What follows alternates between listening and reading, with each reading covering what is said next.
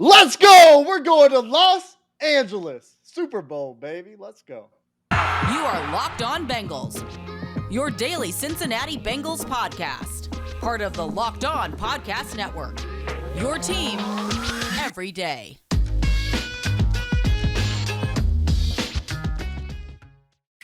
Woo!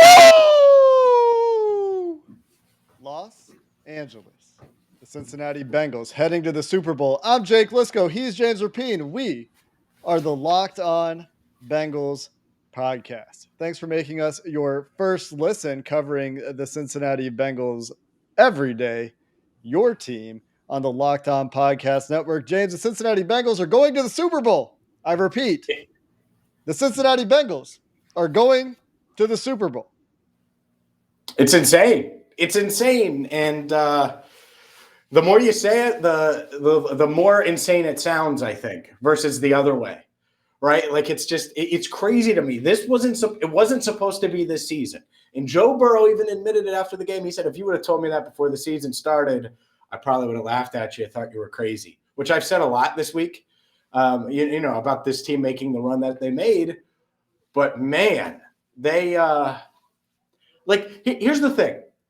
I never thought it was over. Like, I never thought today, like, they were completely out of it ever. There was never a moment. Even 21-3, I thought they were on the ropes. I thought they were on the brink. I didn't think it was over.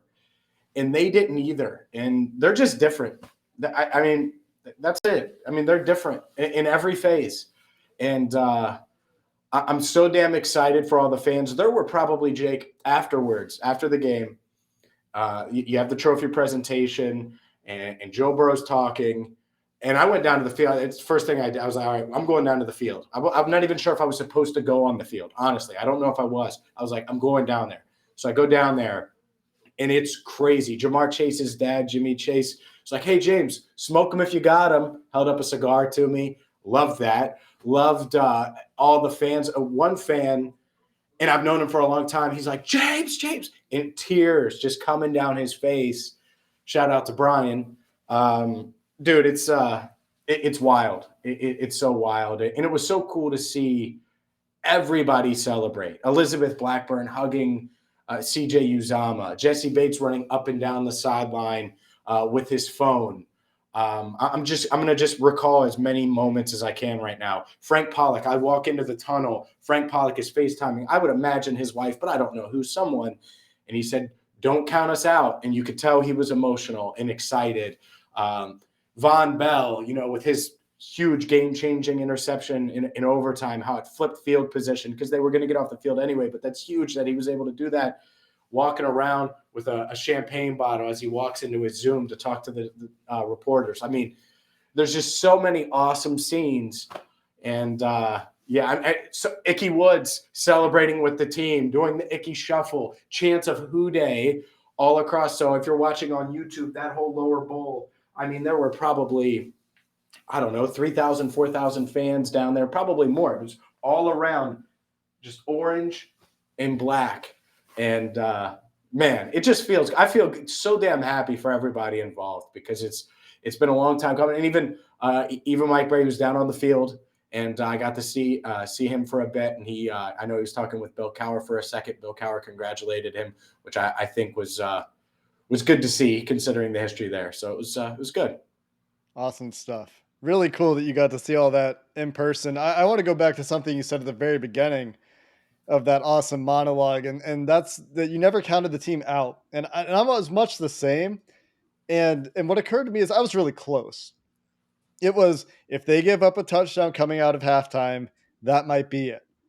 Yeah. And they need to steal a possession and they need to start getting stops or they need to start getting stops because the Chiefs scored touchdowns on their first three possessions and ran out of time on the fourth possession, which ends up being massive, but they're on the 2-yard line, right? When the first half ends, maybe the 1-yard line, it was 1-yard line. There was pass interference in the end zone.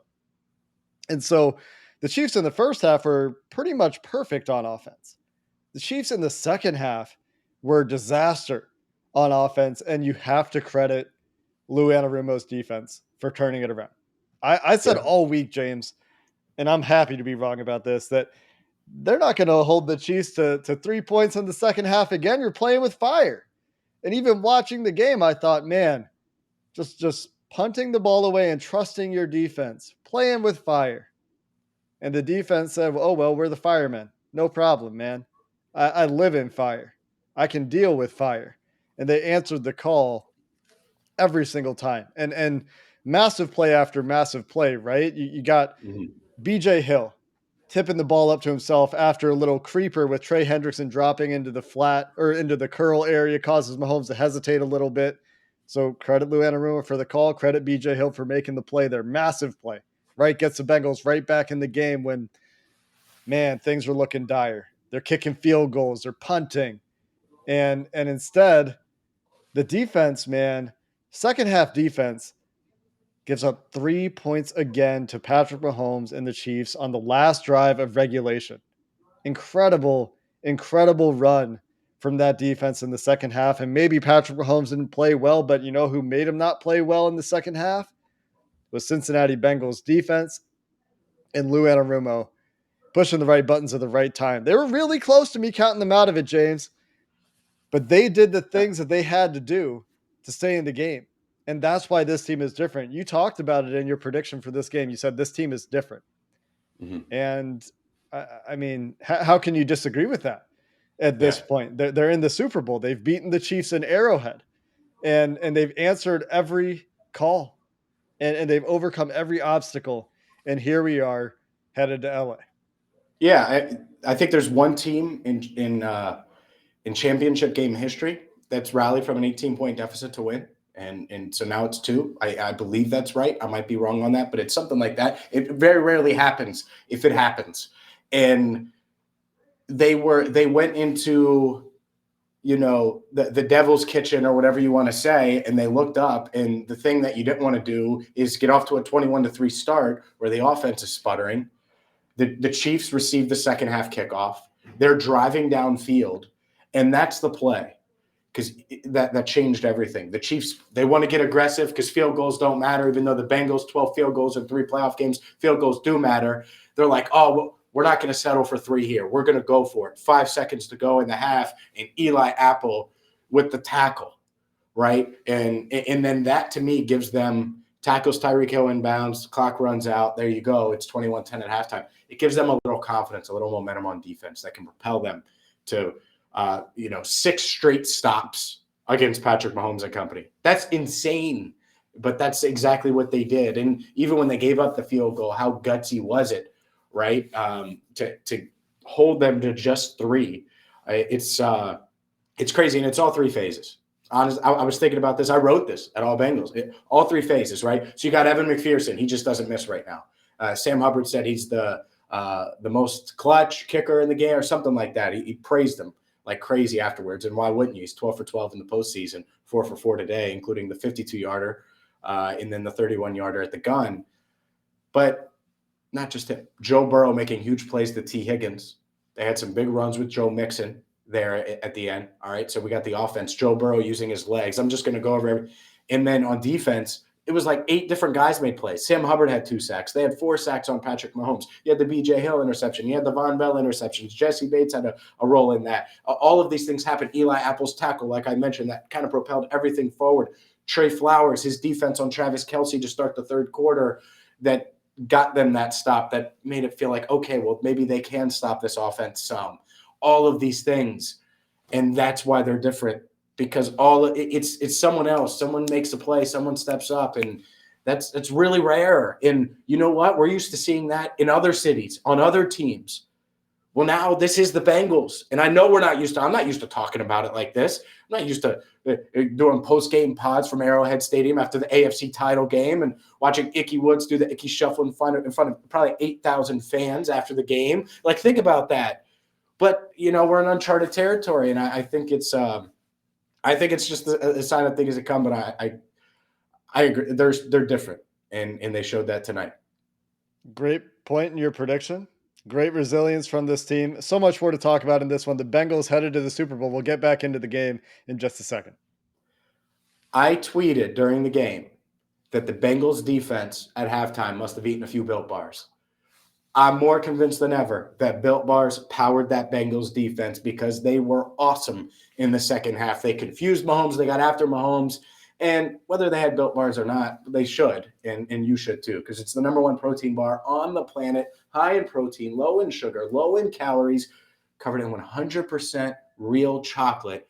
They're perfect for you. So you need to get to Built.com right now and check out all of their different flavors. There's going to be something you like. Maybe you just want a variety pack. You want to try a few different ones. Maybe you see something you really, really want. Go get it right now, and you're going to save 15% off with promo code LOCKED15. So go to Built.com, use promo code LOCKED15, and get the number one protein bar on the planet, because you're cheering for the number one team in the AFC. You might as well have the number one protein bar on the planet. Built.com, promo code LOCKED15 for 15% off. Great stuff. Great stuff. Let's start to dive into maybe the way this game went. Because you're right, it got off to a start where people are ready to melt down. People are ready to say, man, this is the Bengals I'm used to. Having some Yep. PTSD moments, thinking back to playoff games gone wrong. But there were some things, even from the jump, that were different in this game and stayed true throughout the game.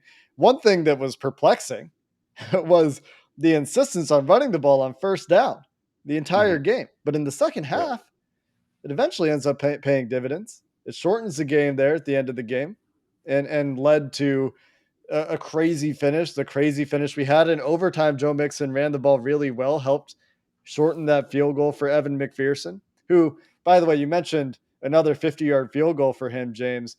That extends his NFL record for 50-plus yard field goals in a season, including the postseason. 12. Yep.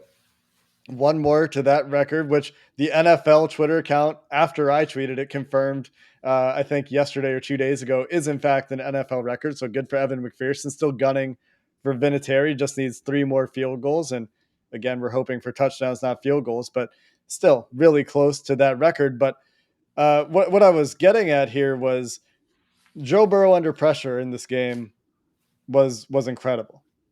He wasn't taking sacks like he did against Tennessee. Didn't seem like the crowd noise was a factor at all. So whatever the Mm-hmm. Bengals did to prepare, there's maybe one play where they were late to get out of the huddle. They take a delay of game. But whatever they did to prepare for the noise worked. It went great.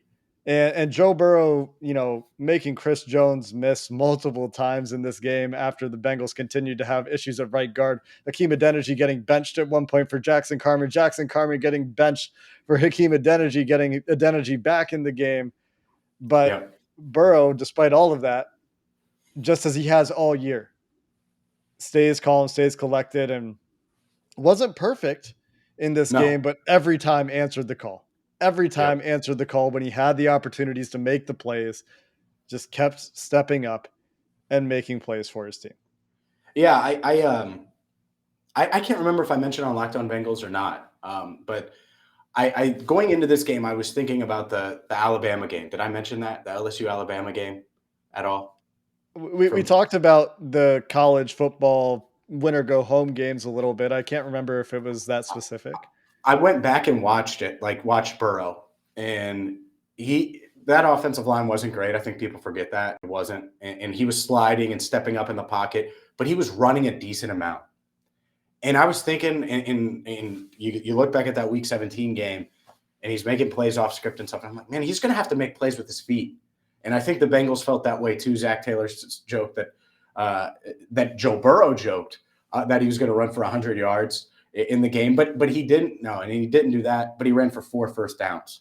The one was a quarterback sneak, but 3 big first downs, and it felt like all of them mattered. You had the one where it was just insane. He evades the sack, then he high steps to avoid getting tripped, and then he runs for the first down. It's just nuts. And he's just a playmaker, and those are the type of plays that make all the difference in these type of games. And as far as the communication goes, I agree with you. And I think that going to Nissan Stadium was such a perfect warm-up, tune-up, whatever you needed to get rid of all of those issues, at least most of them. There's always going to be an issue here or there when you're on the road, but it wasn't much.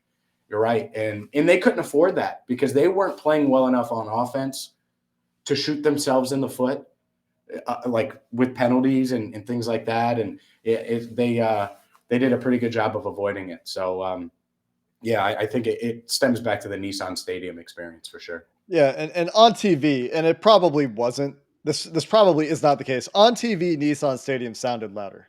You were at both games, James, and I know different acoustics and everything. You're way up high there in Yeah. Arrowhead. Did you get a feel for that at all today? Yeah, it got really, really loud. It felt louder in Nissan Stadium because we were like much closer, right? We're Right, so high here. In Nissan Stadium, there's fans above you and right. to your sides and below you. So it's just natural, it would have, to me, this environment, this atmosphere, it was better. And I think it would have been crazy loud. And like, that's the thing, man. Just driving in, Chiefs tailgating is different, dude. Like, I was like, holy like, you're driving in and you have to go through all the tailgates to park. Yeah. Media, it doesn't matter. You're going through, and it was just tailgate on I'm here 5 hours before the game. It was packed. It took me 25 minutes to park, I think, 30 minutes. And there was a traffic jam. So what? When did the game end? It's like 7:21 right now, my time. So 8:21 Eastern time. And there was traffic outside of Arrowhead up until like 20 minutes ago. Like, that's how long it takes people to get out. So this place was packed. It was crazy. And the fact that they were able to withstand that, I think, is a testament to, one, Joe, of course, but Zach Taylor in this team learning, because they're still young on offense, learning from what happened last week and getting better. Young on offense, unfazed. The benefits of youth. They don't know what they don't know. They don't know to be afraid of something. Maybe they should or shouldn't be afraid of. No fear from that group. And on defense, veteran. And I think that shows up in a big spot in the second half. A credit to the Bengals again, just for the preparation this week to deal with the crowd noise. Didn't see those issues this week. I thought early in the game, I thought Kansas City's approach, I thought they took some things from Tennessee. I thought they took, the creepers and the simulated pressures. And I thought the Bengals offensive line dealt with it really well. I thought Joe Burrow dealt with it really well. And so whatever it was, communication on the offensive line was much better in this game.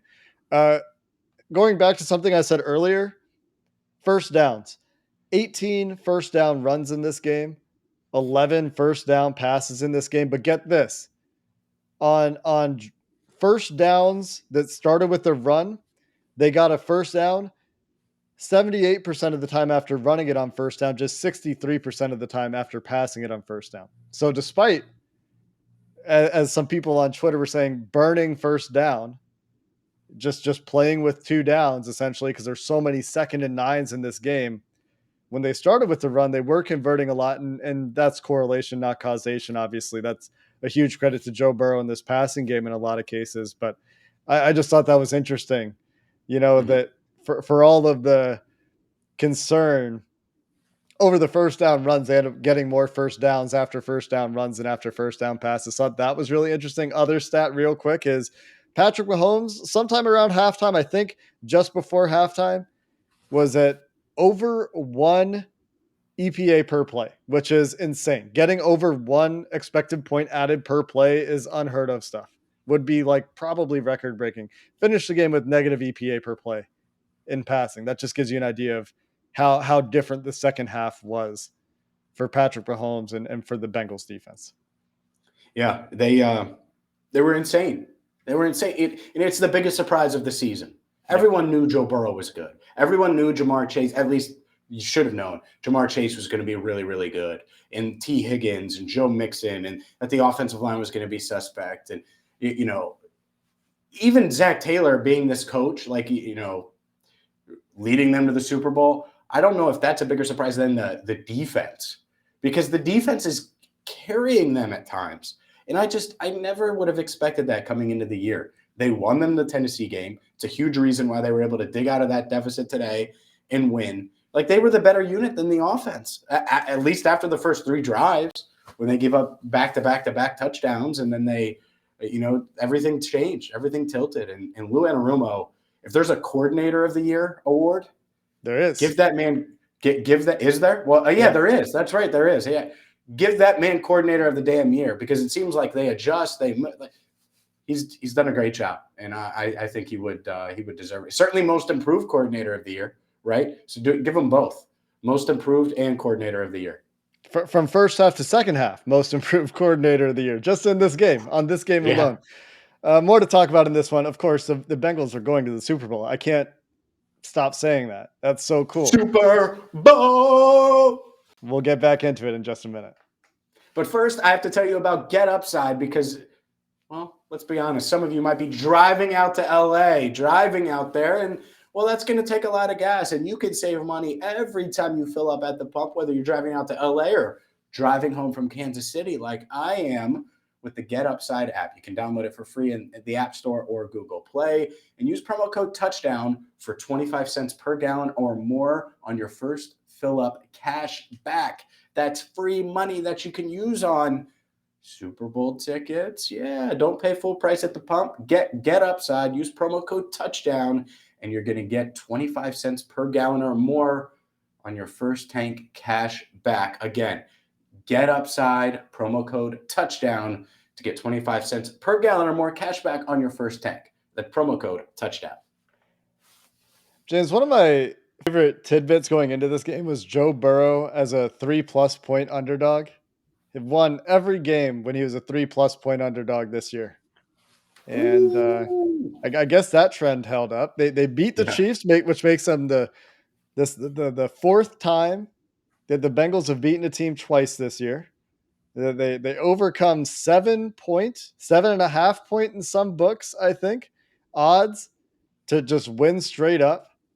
They get to the Super Bowl. Like, what were the odds preseason for Bengals win AFC? Like plus 8,000 or plus 5,000? Sure.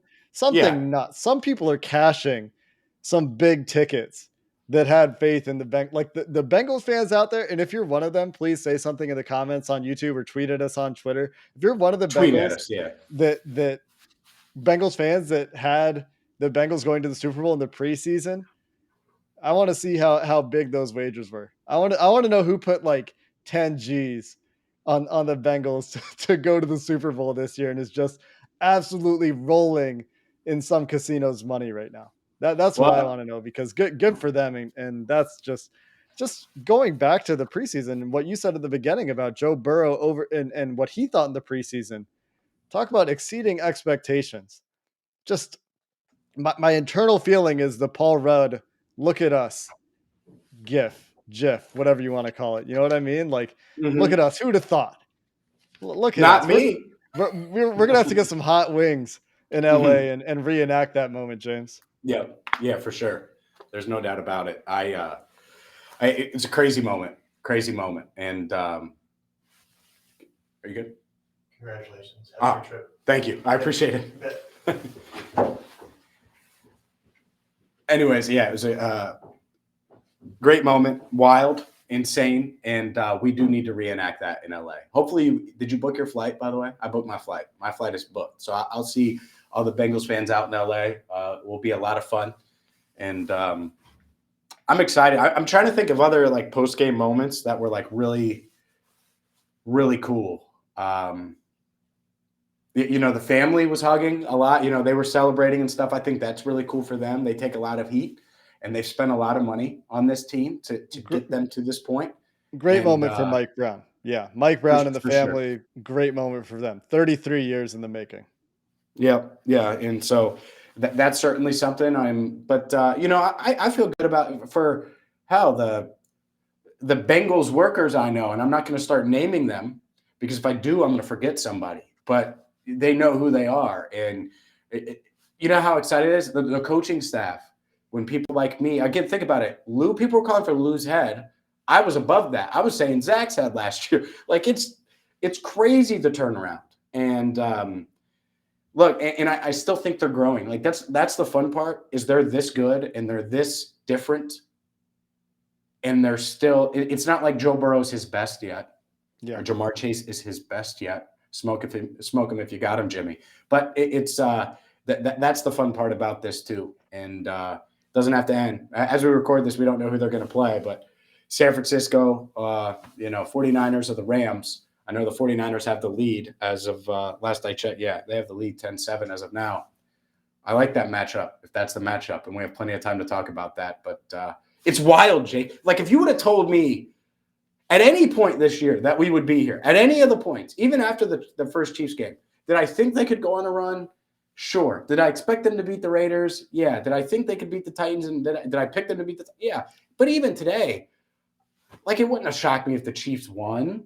Wouldn't have shocked me. I picked the Bengals, but it wouldn't have shocked me.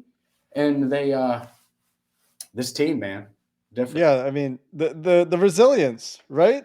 They've done it throughout the year too, which I guess at this point it shouldn't surprise us, but we're so scarred by Bengals teams past that when the first half goes away, it's like, oh yeah, this is what I'm used to. I think people were taking victory laps in the first half too. I would love to go back on Twitter and get a snapshot of what people were saying at halftime, maybe before Andy Reid left points on the field, and what people are saying at the end of the game. I do think that,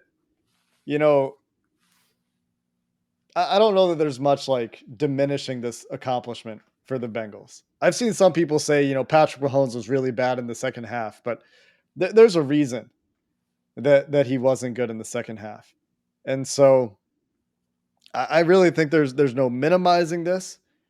There's no diminishing this accomplishment. And James, to your point about this being potentially the beginning, that's what I said on Locked On NFL too. It's when you draft Joe Burrow and he does what no other first overall pick has done and gets his team with those expectations on his shoulders through winning their first road playoff game, winning 3 playoff games for a team that hasn't won a playoff game in 30 years.